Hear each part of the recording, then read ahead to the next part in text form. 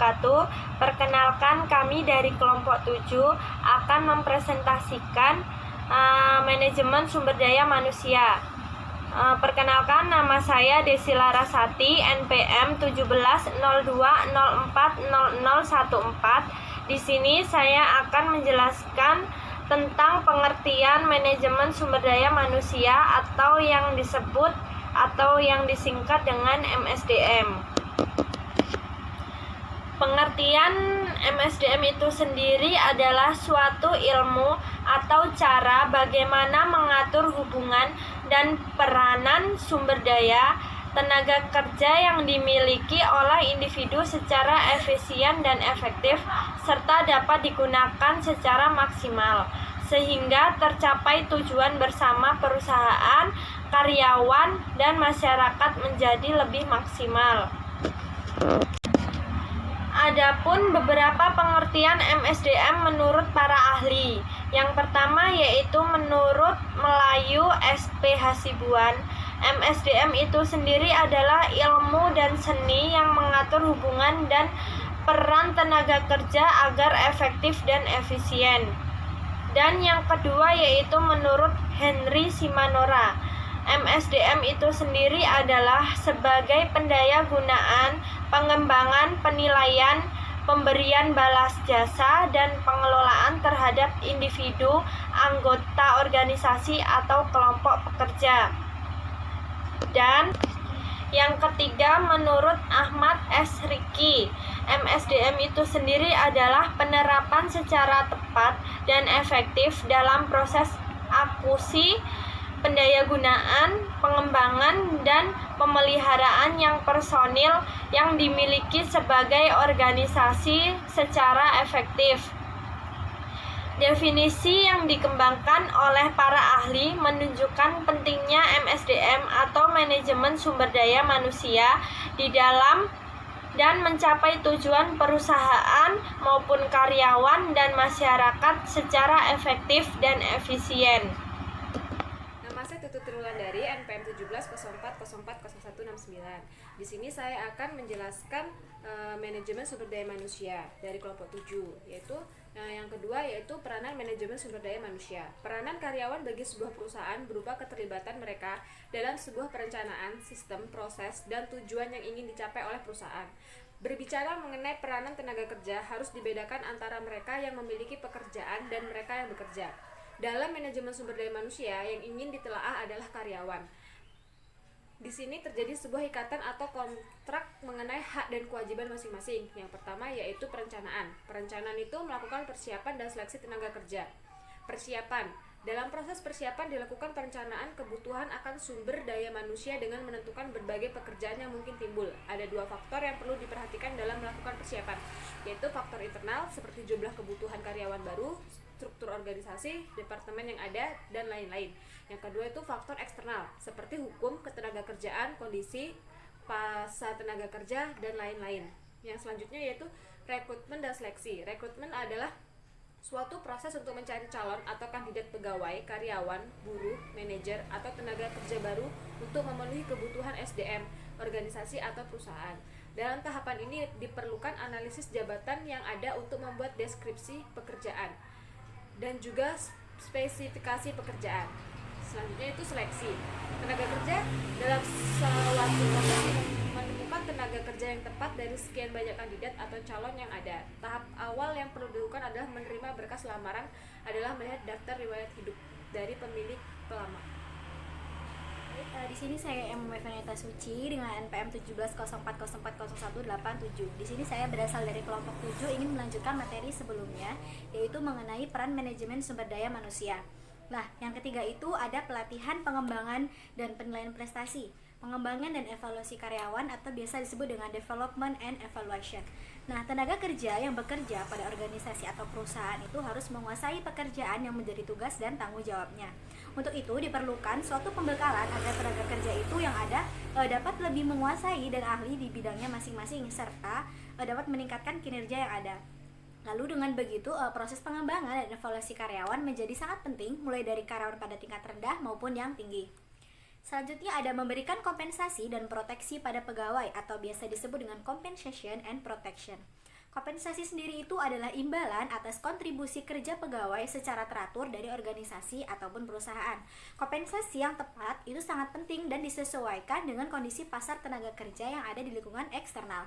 Kompensasi yang tidak sesuai dengan kondisi yang ada dapat menyebabkan masalah ketenaga kerjaan di kemudian hari ataupun dapat menimbulkan kerugian pada organisasi atau perusahaan itu sendiri. Nah, proteksi juga perlu diberikan kepada para pekerja agar dapat melaksanakan pekerjaannya dengan tenang, sehingga kinerja dan kontribusi pekerja tersebut dapat tetap maksimal dari waktu ke waktu. Selanjutnya yang keempat ada promosi, pemindahan, serta pemisahan. Promosi sendiri adalah sebuah jenis transfer yang meliputi penugasan kembali seorang pegawai pada sebuah posisi yang kemungkinan besar diberikan pembayaran yang lebih tinggi dan tanggung jawab, hak dan kesempatan yang lebih besar. Promosi sendiri itu kadang-kadang disebut dengan transfer ke bawah atau sebuah jenis transfer meliputi pemotongan pembayaran hak dan kesempatan. Lalu yang selanjutnya ada pemisahan. Pemisahan sendiri itu disebut juga dengan pemberhentian, bahkan sering disebut dengan downsizing. Adalah perpindahan sementara atau tidak definitif seorang pegawai dari daftar gaji. Umumnya adalah untuk mengurangi kelebihan beban biaya tenaga kerja dan permasalahan keuangan perusahaan semakin serius. Lalu ada terminasi. Terminasi adalah tindakan manajemen berupa pemisahan pegawai dari organisasi karena ia telah melakukan pelanggaran aturan organisasi atau karena ia tidak menunjukkan kinerja yang cukup. Lalu ada pemberhentian sukarela. Pemberhentian sukarela adalah pemisahan pegawai dari organisasi atas inisiatif organisasi atau kemauan pegawai itu sendiri. Lalu yang terakhir ada pengunduran diri. Pengunduran diri adalah pemisahan pegawai yang telah menyelesaikan masa kerja maksimalnya dari organisasi atau umumnya dikenal dengan istilah pensiun. Oke, baik, di sini saya akan melanjutkan presentasi dari materi di kelompok 7 yang saya jelaskan adalah poin C, yaitu mengenai tugas pokok manajemen sumber daya manusia. Jadi aktivitas manajer dalam perencanaan, pengorganisasian, pengarahan. Jadi di sini kita mengingat pentingnya manajemen sumber daya manusia dalam sebuah perusahaan. Nah, tentu di sini ada tugas-tugas pokok yang harus diemban atau harus dilakukan oleh manajemen sumber daya manusia dalam melakukan pengawasan terhadap proses perekrutan, kemudian proses seleksi, wawancara, serta penempatan sejumlah tenaga kerja atau karyawan baru. Yang pertama adalah mengkoordinasi tenaga kerja yang berbakat dan memiliki keahlian yang sesuai dan diharapkan oleh suatu perusahaan tersebut. Kemudian yang kedua adalah menghubungkan dari pihak manajemen ke pihak tenaga kerja. Kemudian yang ketiga adalah memberikan pelayanan yang tentunya cukup baik untuk tenaga kerja maupun karyawan-karyawan yang ada pada perusahaan, baik baru maupun karyawan-karyawan yang sudah bekerja cukup lama di perusahaan. Kemudian memberikan masukan pada manajer atas kebijakan-kebijakan perusahaan. Di sini seperti memberikan kesempatan pada semua karyawan-karyawannya. Kemudian melakukan pengawasan terhadap tenaga kerja, baik tenaga kerja khusus maupun staf-staf mendukung. Kemudian selanjutnya adalah mengatasi permasalahan mengenai ketenaga kerjaan. Jadi contohnya di sini seperti memediasi pertikaian dan memberikan memberikan penjelasan mengenai proses kedisiplinan. Nah, itu tadi mengenai tugas pokok dari manajemen sumber daya manusia. Tentunya itu sangat penting harus ada pada sebuah perusahaan untuk bagaimana perusahaan nanti dapat berjalan sesuai dengan apa yang diinginkan. Baik, di sini saya Puja Ayumiyah, NPM 1702040072. Di sini saya akan melanjutkan materi selanjutnya, yaitu tentang tanggung jawab sumber daya manusia. Langsung saja, beberapa tanggung jawab yang harus diselesaikan oleh tim manajemen sumber daya manusia yang baik itu, yang pertama itu ada mendesain struktur dan tugas dalam organisasi. Tugas ini dimulai dengan mengidentifikasi masing-masing pekerjaan dalam perusahaan dan keterampilan serta kompetensi masing-masing tenaga kerja sehingga mereka dapat ditempatkan di departemen dan pekerjaan yang tepat.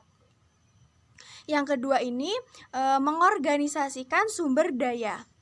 Dalam tugas ini, tanggung jawab manajemen sumber daya manusia adalah menganalisa kebutuhan akan tenaga kerja pengadaan karyawan baru. Yang ketiga ini ada menilai kinerja karyawan. Tugas ini termasuk melakukan monitor dan evaluasi sehingga ditemukan apakah terdapat kemajuan atau justru kemundur dalam organisasi karena kinerja tersebut. Yang keempat ini mengembangkan karyawan. Tanggung jawab yang harus dipenuhi manajemen sumber daya manusia dalam hal ini mempersiapkan dan mengadakan pelatihan, pembinaan, dan bahkan pendidikan yang dapat meningkatkan kemampuan karyawan. Yang kelima ini ada mengatur penghargaan untuk karyawan. Tanggung jawab yang diemban oleh manajemen sumber daya manusia ini adalah bagaimana departemen ini dapat membangun sistem pemberian upah yang adil dan sesuai dengan apa yang telah dikerjakan karyawan. Dengan adanya manajemen sumber daya yang baik ini, seluruh pekerjaan yang berkaitan dengan karyawan pastinya dapat diselesaikan dengan baik dan sempurna. Manajemen sumber daya manusia ini juga akan menjadi penghubung yang baik antara perusahaan dan tenaga kerja. Jika menghubung ini bisa menjadi cukup baik dan kuat itu pekerjaan sebagaimana mestinya, pastinya sebuah perusahaan akan berjalan dengan baik. Kinerja mereka dapat stabil dan konflik di dalam perusahaan itu semestinya jarang. Sekian presentasi dari saya kembalikan kepada moderator. Terima kasih.